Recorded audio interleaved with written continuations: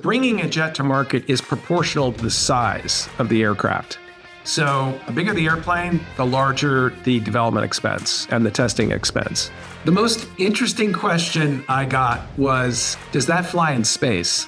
Yeah, I mean, it just looks like something you've never seen at an airport before. Designing this aircraft to really deliver the optimum airplane that everything is thought through from the customer's perspective. Welcome back to the Aerospace Executive Podcast. I'm really excited to have Paul Tao with me. Paul's a phenomenal entrepreneur, founder of Ariba Software back in the day. Yep. Moved on to found ExoJet, and now the CEO of Otto Aviation and a whole bunch of stuff in between. So, hey, thanks, Paul, for coming on. I'm really excited to talk about kind of Otto and what you've been doing and having you on. Absolutely. Honored to be here. Yeah, we're very excited about Otto. When I heard about the technology back in 2019, it was a bit of a jaw dropper. First of all, can they really do this? Secondly, I had my background training in school is as a physicist, so I had some familiarity in aerospace engineering, some familiarity with laminar flow and the potential breakthrough that it was, as well as its ability. Once you can take drag out of an aircraft, you get this incredible virtuous cycle out of it, which is your fuel burn goes down, the weight of the fuel goes down, the fuel tanks get smaller, the engine can therefore become lighter.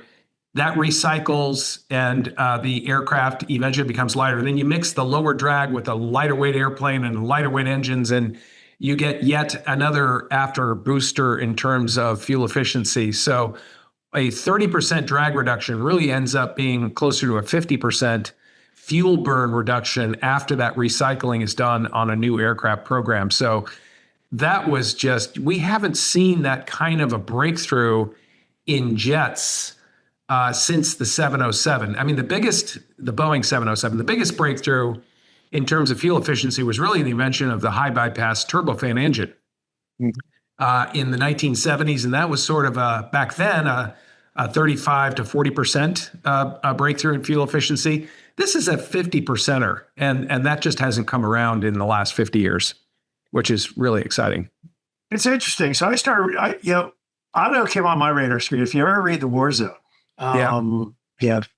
it's an interesting, bunch of guys out of the DOD, got a bunch of guys up the Pentagon, right on the DOD, and they kept putting the Otto aircraft in like the most secretive project in Riverside, California, like kind of an odd looking, diesel engine, pusher propeller. Yep. And you finally like, well, what is this? And, Bill Otto invited me out kind of in, I guess, late, COVID, maybe early 2021 to come take a look at it. He's like, we think we've got this idea. What do you think? I'm like, well, I don't know. Not with a diesel pusher, not for business aviation, maybe cargo market, DOD market. There's something here, but I'm not sure what. So that's exactly what I saw. I saw it too. It was just before COVID. Bill Otto invited me out as well. I actually sent him an email and he responded pretty quickly. I said, wow, it made the news somewhere, and I got wind of it. And then I flew out and took a look at it, maybe like you did. And that was my reaction.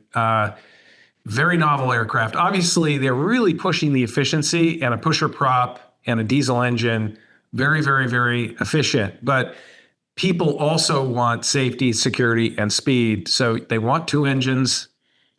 They want to be able to go fast. And that's the majority of people who want to fly private. As they want two engines, they want to go fast, and they want that safety and security. So now, in our particular case, we didn't give up efficiency. The challenge, the Solera 500 was really the first instantiation of a laminar flow aircraft. We were able to take all that test data and then refine it.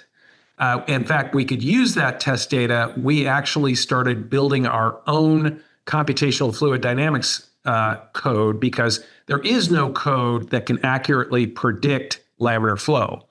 Nothing accurately predicts laminar flow. So we actually built our own algorithms on top of an open source system NASA CFD code. And then we began to refine it and refine it. And then we also found in order to do laminar flow accurately, it had to run on massive computers because you need to get the element size down. So we're talking, 60 million to 80 million elements. That's a huge CFD problem. Yeah. They were taking days to run even on a supercomputer. So that's what allowed us to more accurately predict laminar flow. And then we could take that and build a transonic aircraft and see how far we could sweep the wings until we lost laminar flow. And when you sweep the wings, you can go faster. And actually, when you go faster at very low drag, you actually pick up some efficiency there. So the new aircraft is actually much more efficient than the original aircraft. What made you get involved in the project? Obviously it's a startup. It's probably right. Obviously your entrepreneurial spirit kicked in. What made you decide to get involved with this? Well, I was at the State Department when this aircraft came out. I was doing a little bit of a tour of duty, giving some service back to the country, working for Secretary Pompeo, and having a lot of fun doing that. And then, of course, my 2-year tenure ended, and I was a bit of a free agent. And they were still looking to raise money. And I thought, gosh, a couple of tweaks and building first of all, they need a commercial product. Once we can get a commercial product that kind of hits the sweet spot of super mid aircraft, boy, would this be a breakthrough. When I was at ExoJet, I used to just stare at the fuel prices because our profitability was so sensitive to even pennies change. And we had bonus programs out there for the pilots to try and, reduce fuel burn and all kinds of things. This was a whopper. It cut the fuel burn in half. Number one. I mean, that would have made ExoJet swimmingly profitable. Then with a smaller aircraft, a lighter aircraft with smaller engines, because laminar flow doesn't require the size engines to push the aircraft through the air, you're also getting your maintenance cost cut in half. And you take those two things, most airlines are operating, at the margins, 3, 4, 5, 6% profitability. It's a game changer. And then on top of that, you could offer better prices to the customer. And so it was just an obvious instant realization that if we could really crack the code on getting the operating costs down on private jets, we could open up private jets to a whole new class of consumers. Right now, it's just a little too far out of reach, but if you can get the operating costs cut in half, it opens up the probably quadruples the size of the people that can fly private. Yeah. Let's talk about the specs of the airplane a little bit. You talk about it's an interesting design, no windows. Correct. So obviously, and you're not the first person that's kind of come out with the no window. Some other people have talked about it. So using cameras to bring out the outdoors in. Yep. Who's your engine supplier? What are you thinking about on the engine side? So we have the Williams FJ44-4 engine on the aircraft. Great engine. We're very happy with the engine. It's also certified to 51,000 feet. So that's a little bit of a unique element because they're military routes on the cruise missile. They certify their aircraft to high altitudes, and it actually gets more efficient at that higher altitude. So that's good for us. So the aircraft flies at 51,000 feet. We direct climb fully fueled, 38 minutes right up to 51,000 feet. 51,000 feet gets us a much lower, I don't want to get too technical here, but Reynolds number. The atmosphere gets a lot thinner at that altitude.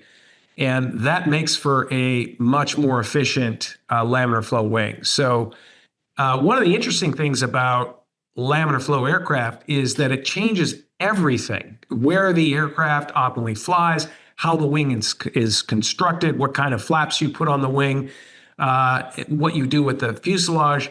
Because we are flying higher, we're flying about, on average, 10,000 feet higher. The density altitude is about 40% less. So your pressure drag on that big tube pushing through the air drops significantly. Pressure drag is directly proportional to the density. So suddenly we can make the tube bigger and our aircraft gets much bigger. And you don't have to fit into a sardine can anymore because in the past, aircraft designers really had to make that tube as small as possible because that was directly proportional to fuel burn. In our case, it's not. So we have a much larger fuselage than other aircraft. So it really is an interesting aircraft. It is designed as a coast-to-coast aircraft. As you know, the longest range is about 2,500 nautical miles coast to coast. Mm-hmm. The reason that most super mids have 31 or 3,200 nautical miles is because you get into that jet stream at 40,000 feet and you could have 50 knots, 75 knots of headwind. So to do the westbound case reliably, you need a lot of extra range. We fly up to 51,000 feet where the jet stream drops an average of about 40 knots year round. And in the winter, that's closer to 75 knots. So that gives us a westbound advantage. And then, of course, we are designing to put the aircraft at least 3,000 nautical miles with 4 passengers. So we can do that westbound case 99% of the time. So California to Hawaii too? We can do California to Hawaii. In fact, California to Hawaii is hit by something called the Pineapple Express 2 to 3 weeks out of the year, sometimes 6 weeks out of the year, where even 4,000 nautical mile planes can't make it. Our aircraft could make it because that Pineapple Express headwind can get up to 200 knots in the nose. But you go up to 51,000 feet and it's gone. So we can actually make it during the Pineapple Express as well, where 4,000 nautical mile aircraft cannot. Yeah. Time to climb one more time? Time to climb is about 38 minutes to I believe it's 51,000 feet. So wow. So you can get right there. You can get right there from you can. And the reason is really interesting. With a laminar flow wing, the friction of the wing kind of drops by a factor of 5. And so you can make because that's the difference between turbulent flow skin friction and laminar flow skin friction is a difference of 5x. So we can afford to make the wing bigger. That gives us better takeoff performance and landing performance. We can land and take off at slower speeds. It also gives us faster time to climb to altitude. And then, of course, the wing can fly higher because it's bigger. So that's been yes, there are some jets, business jets that can fly high, like the Citation 10 and others, but they don't fly well at that altitude. They're not as efficient. Ours is the most efficient at 51,000 feet. Why do you think it took so? I mean, laminar flow's been around for kind of a long time. Why now? Why is everybody? I think about the flotations and That's a great question. Well, it's been around for millions of years. Your whole vascular system is in laminar flow. And if you weren't, you'd be the size of a gorilla because the extra size of your heart to pump that fluid through would require you to be much larger. The reason is pretty simple. There were no CFD tools that could predict laminar flow accurately. And if you can't predict the drag of an aircraft, you can't design an entire airplane around it. The drag of an aircraft is sort of like the foundation of a building. You don't want to find out that your foundation can't carry the building after you built the building. Mm-hmm. You also don't want to find out you've undersized your engines, you haven't built the right size fuel tanks, you haven't designed the aircraft properly because you misjudged drag. So if you cannot predict drag, you cannot design a modern airplane, particularly a jet, around it. So people would assume turbulent flow. They would get a very highly accurate prediction out of CFD tools, and then you could design an aircraft around it. Now, in the olden days, we didn't even have CFD tools. So why didn't they think about laminar flow then? Well, they would take aircraft, they would guess, and they would put them in a wind tunnel. They would do 3 or 4 tweaks, and that was about it. You need thousands and thousands of tweaks in very, very fine increments to maximize laminar flow. You need a CFD tool. and we just didn't have CFD tools. We designed our own CFD tool after tons of wind tunnel testing. And then, of course, you need that CFD tool has to run on extremely large computers because laminar flow is something at the micro aerodynamic level, not at the macro level. So you need very, very large computers to be able to accurately predict laminar flow. That's the first reason. The second reason is people couldn't manufacture it. So even if you could design a laminar flow wing, aluminum is so wavy and bumpy, and there's steps and there's gaps and there's fasteners on the outside. That's how we construct aluminum wings. That all causes transition from laminar to turbulent. So you couldn't predict it. We also couldn't manufacture it. And the change now is that we have developed stealth technology.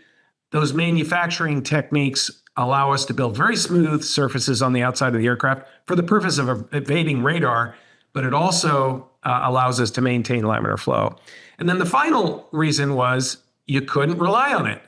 A lot of people had done tests in the 1970s, and they said, my gosh, if we hit bugs, it causes transition to turbulent flow. And they were right. Of course, most aircraft back in those days flew at 30,000 feet. The Reynolds number is dramatically different at 30,000 feet than it is at 51,000 feet. No one thought about flying that high. So as it turns out, when you fly high and that Reynolds number plummets, even a small blemish like a bug splat won't cause transition. And we tested this in a wind tunnel. We put little blemishes. Sure enough, at 30,000 feet, that whole wing went to turbulent flow with all those blemishes. Take it up to 51,000 feet by adjusting the pressures in the wind tunnel, boom, right back into laminar flow. Yeah, I mean, I think everybody was, back in the day, before, Gulfstream ended up getting to 51,000 feet with the G5. Right. Really the first, but you remember the old Lear jets, the old Lear 35s, the coffin corner, the 24s and the 35s, they had the coffin corner. You got up high. So everybody's a little bit afraid to even test those boundaries after a while. That's exactly right. That's exactly right. Because those wings are small. They're designed to be as small as possible because they're producing plenty of lift at high speed. But they need that wing to be a certain size at lower altitudes to be able to fly slow. Or if they get up high, same effect happens. The air gets too not dense enough, and that wing won't perform again. And that's the equivalent of a coffin corner.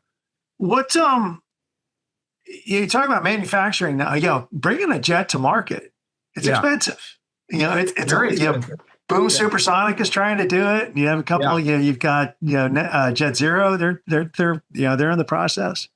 Well, it's a good point. So bringing a jet to market is proportional to the size of the aircraft. So the bigger the airplane, the larger the development expense and the testing expense. So one of the reasons we started with a 19,000 Part 23 pound plane was that's the smallest size in Part 23 we can manufacture and yet get a very commercial product to market that can make a lot of money. Our next product will be bigger, but I would not want to start with a 300,000 pound plane or a 200,000 pound plane because it is proportional in terms of the development cost. The $500,000 787 cost nearly $30 billion to bring to market. Yeah, because it's a big plane. The C Series cost nearly $7 billion to bring to market. That was a 130,000 pound plane.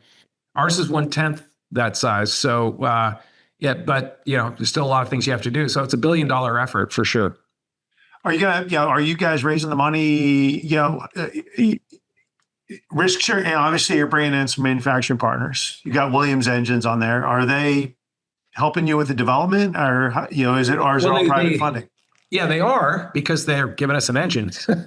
Usually aircraft programs require the development of a new engine, and that engine manufacturer will contribute the non-recurring engineering to the program. But Williams already has an engine that was perfect in our weight class that's already certified. That's a big deal for us. That takes a lot of risk out of an aircraft development program. Mm-hmm. And then we also chose most of the systems on the aircraft. We chose certified commercial off-the-shelf systems. So when you look at what we have to go certify in our program, we have to certify the aerodynamics, Okay. We've already done that in the wind tunnel. Wind tunnels are extremely accurate, so we're very confident it will get certified. And the FAA does not care whether it's laminar or turbulent. They just care that it flies safely. Then you have the structures. You can predict structures within 98% accuracy with finite element analysis tools. I used to do that for a living. So they're very, very accurate. And then we've also doubled up with our suppliers having also run analysis to make sure that we didn't make some mistake in our analysis. So we have a high degree of confidence in the structures. Those are the two things that have to be certified. All the systems are previously certified. So we have a big leg up. Our fuel system, our engine, our electrical systems, our landing gear, avionics, all that control system, the autopilot, the flight control system, they're all previously certified. So all that risk is really removed from our program. So you just brought we're just talking about before we came on camera, manufacturing in Jacksonville, Yes. Florida. Are you're going to set up the assembly? You're going to do it yourself? You're going to have We're going to do the final assembly ourselves, for sure. That's a little bit of a requirement from the FAA to make sure that we control the production certificate. So we do the final assembly there. That's predominantly what we will be doing there. We have a lot of people talk about verticalizing their aircraft, all the eVTOLs. We do it all vertically. The problem with that is that there's a lot more risk associated with that. Build your own engine. Okay, now I have to come up with the money to build my own engine, and I got certification risk. So initially, we're not verticalizing anything except for final assembly. In addition, we know these external suppliers can manufacture the things they say they can manufacture. Okay. They do it already. They have a track record of doing it. So we'll start by not verticalizing on the first aircraft. That's the lowest risk path to production. And yes, our suppliers are paying for their portions of some of that. We split the NRE costs. In some cases, we want to own some of that ourselves. Yep. We want to own the design, so we'll pay for it. In other cases, we'll split the cost with suppliers, but they're definitely helping. Well, how is, a lot of bottlenecks in the supply chain right now. Your structures folks, Honeywell, Rockwell, everybody. How is your proposals initially received? Skeptically, were they on board? Yeah, they're generally a little surprised because we're asking them to get up to a construction rate that is close to 200 units a year. We see that because our aircraft is half the size, so it means it's half the cost to manufacture. Our engines are half the size, that means they're half as much to maintain, and we burn about half the fuel. So you can build an airplane for half the size. So we actually perform better than most light jets, and yet we do the mission of a super mid. So you can hit that entire market. And right now there's about 600 aircraft that are built in the light, mid to super mid market. And we have the price capability to hit all of it. We have a better performing airplane than a light jet and a better performing plane than a super mid that costs less to produce than any of them. So we see that as our entire market, 600 aircraft. Generally speaking, we think 200, if we can get a third of that market, that's great. You just got orders from FlexJet for 300? We did 300 that's 300 firm. That's what we announced. They also are interested in more. We have another adjunct to that of 300 options. We price it right. I think they will sell handsomely. So we do have a requirement to hit about a production level of about 200. So that's a little bit of an eye opener to our supply base, which is also why we want to own the tooling and sometimes the design, because if the suppliers can't hit those rates, we need to be able to take and double down the tooling and go to other suppliers that can add capacity to our market. Interesting. Now, well, just let's say it's a unique design. It's a unique design aircraft. Yeah. I'm assuming you did some. What's the general reception of the public? When they look at the aircraft, you're out at WAA a couple of weeks ago. When people look at it, what's the initial reaction? The most interesting question I got was, does that fly in space? Yeah, I mean, it just looks like something you've never seen at an airport before. It's first of all, it's incredibly smooth. There's nothing hanging off of it. No canoes, no antennas, no steps, no gaps, no fasteners. It's just this pristinely smooth aircraft. Secondly, it's the fuselage looks like a bullet. I mean, it's just this beautifully elliptic shape, also that you've never seen before in an aircraft. And laminar flow. We didn't put a bunch of designers on this thing to make it look pretty. Laminar flow just produces beautiful airplanes. I think it brings that notion of, form follows function to heart. I mean, this is a highly functional airplane, and it is beautiful. So the reaction we've gotten from most people is like they've never seen anything like this before in their life. Yep. Just a stunningly beautiful airplane.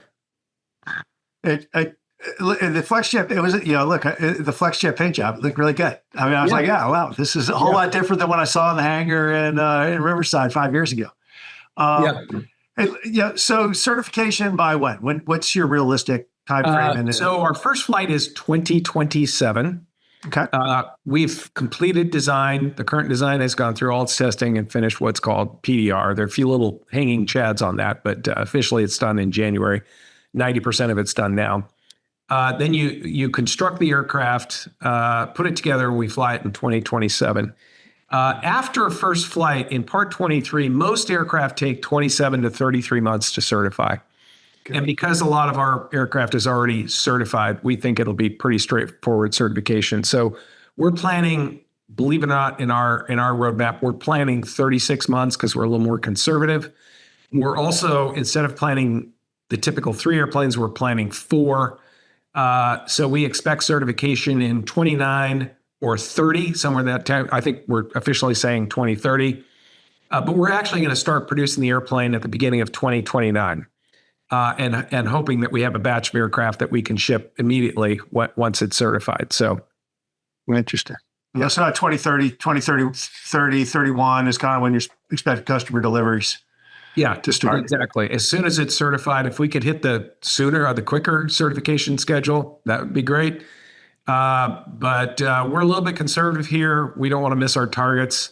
Our engineering team has a reputation of hitting their dates precisely. So the goal here is to underpromise and overdeliver. You've got a heck of an engineering team. How did you recruit them to, it's a startup from their comfortable jobs at the OEMs and some of the other cool places? Well, we were a bit lucky. So I was working with Dennis Muhlenberg. He was the former CEO of Boeing. Right around 2020, he left Boeing and started a new firm called New Vista Capital. They were looking at all kinds of venture projects in aerospace. Kind of fun, actually. A lot of it started in the pandemic, and we were doing 5 Zoom calls a day with 5 companies. We must have looked at hundreds of companies, and Dennis had brought a cadre of really kind of the industry leaders together, about 20 people, and we were looking at things. And then, of course, resurfaces Otto. And all of us were like, God, that's an incredible technology. We could wrap an incredible team around it. So Dennis and I and Scott Drennan, who used to be head of innovation at Textron, led most of their military programs, tilt rotor and all kinds of advanced carbon fiber composite programs there. And myself, the 3 of us sort of said, let's build an incredible commercial team. Of course, we knew who most of those folks were. So we've been able to kind of grab the who's who out of Gulfstream, Textron. Part of Textron is Bell and Cessna. We have people from both. Boeing, we have a lot of former Boeing people, either as advisors, some actually internally, full-time employees. And, that core team of 15 leadership, multiply by 5, suddenly you have 100, multiply by 3, and suddenly you have 300, I think, of the best talented people in the United States. And then we have another advantage. We're a startup, so we can give stock. That's a big deal. Okay.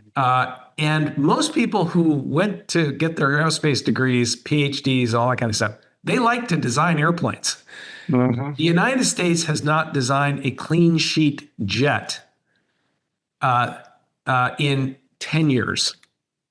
We're it. So if you're in the business of designing jets and you went to school to do that, we're the place to come. The last two aircraft to be certified was or flown in the United States was 2009 was the 787, and I think 2006 was the G650. Since then, they're just small little derivatives. Change a winglet, change this, change an engine. So we had the advantage that we had a clean sheet program going on cutting edge technology, laminar flow, and we've had no problems recruiting people. I love it. I love it. Like you've been a lifetime entrepreneur. Yeah. How much of your Exojet, you founded Exojet, ran that for quite a few. How much of your experience with Exojet has played into designing Otto? Yeah. Well, a lot. And I'll tell you why. Anytime you're in the aviation business, you need enormous amounts of capital. And at Exojet, we had to raise over $1 billion to get that aircraft program off the ground. We had over 80 aircraft. They're all about 20 million a pop. I think ultimately we ended up raising over $1.5 billion to get that program going. So you learn how to raise large amounts of capital really quickly and how to finance large amounts of capital really quickly. So I think that's the best experience I took from Exojet to here was the ability to raise a lot of capital. Secondly, you are dealing with customers every single day, their wants, their desires, everything from how the galley is organized to whether they want coffee, how much they drink on board, how much they don't drink on board, which is actually more interesting, and what the requirements are. So a lot of people, even a lot of OEMs, don't use their own airplanes all the time. We used business jets all the time. So you got a real innate feeling of what the customers wanted. And I think we could bring that into designing this aircraft to really deliver the optimum airplane that everything is thought through from the customer's perspective. And so it was really two things out of Exojet. One is the ability to raise capital. Secondly is just having that very, very close connection to thousands of customers and their wants and desires and concerns. I love it. So is most of your money now, obviously, look, you need at least $1 billion for this program, or at least something close. Is it venture capital? Is it private? And it is. Well, initially it was seed and growth, seed and venture, and we had the benefit of having some very strong believer early investors who were willing to support the program. So every capital raise, about 40 to 50% of our capital comes from our prior investors investing in the next round. That's a good sign. And now we're starting to take on institutional capital. We've raised about 300 million so far. The next tranche is the Series C. We're raising that now. That's about approximately 300 million. That'll get us through Flight Test Vehicle 1, well past Flight Test Vehicle 1. And once the aircraft flies, we think it's pretty well downhill. Mm-hmm. Certainly, we have an order from FlexJet. So, that's if you add the options, we announced $5 billion effectively in firm, but I'm noticing most of the companies out that are public count their options too. So technically, we have about a $10 billion backlog and enough gross margin in that $1 billion investment is easily justified on that one order by a factor of 3. And that's before we started selling to the general public as well. So it's a pretty financeable project at this point in time. It's exciting. It's fun to see a clean sheet design. Yes. I wrote a blog a couple of years ago. I said, has the last light jet been designed? Yeah, right. Business aviation. Yeah. And I guess the answer is no. Maybe this has got better than light jet performance in a supermed mission set, right? So light jets typically burn 150, 160 gallons an hour. We burn 120-ish, 25 gallons an hour on a short flight. I mean, that's amazing. So I love it. Paul, thanks for coming on. Look, let's cut it off here. And let's have you back on in a couple of months. We'll, the next gate, we'll see how where you guys are and the exciting things you're bringing to market. Fantastic, Greg. Look forward to it. Paul, thank you for coming on today. Love the conversation. Love what you guys are doing. Hey, well, thank you. Talk soon.